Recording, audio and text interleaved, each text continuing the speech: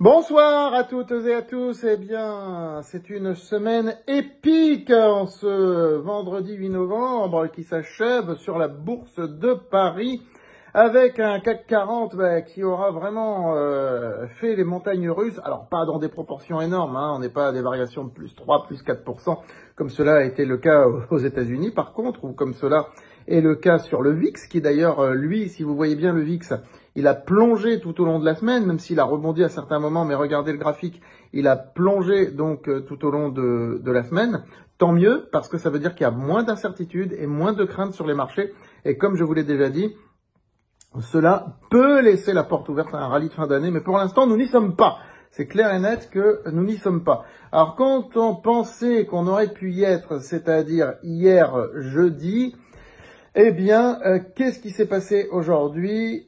Grosse débandade sur les marchés à cause du secteur du luxe qui plonge littéralement sur la bourse de Paris aujourd'hui. On peut assimiler aux valeurs du luxe des valeurs comme Beneteau, etc.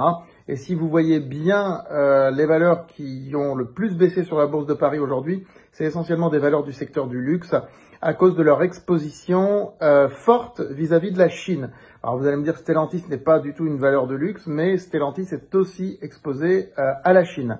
Voilà, donc très exposé même à la Chine.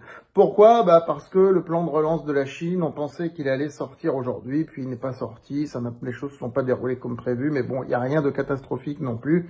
On connaît ce genre de réaction intempestive des marchés. Bon, vous voyez un titre comme Kering, la question va finir par se poser de savoir s'il devient intéressant ou pas. Je n'ai pas de réponse encore à donner à ça, mais évidemment nos abonnés seront au courant si le titre venait à devenir intéressant. Voilà, donc écoutez, cette semaine s'achève, nous n'avons pas fait de gros investissements ni désinvestissements cette semaine, parce que les marchés étaient quand même très gouvernés par l'émotionnel tout au long de la semaine. Je pense que les choses vont davantage rentrer dans l'ordre. L'appui du CAC 40 sur les 7300, 7320 points est un appui important pour la suite. On va voir si la semaine prochaine on repart à la hausse tranquillement ou pas.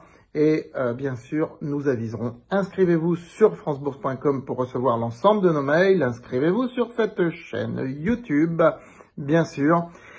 Et likez et partagez les vidéos. Je vous souhaite un très très bon week-end et une bonne journée fériée, donc du 11 novembre où la bourse est ouverte. Donc bien sûr, il y aura ma chronique du lundi matin sur francebourse.com et il y aura aussi la vidéo de début de semaine. Au revoir.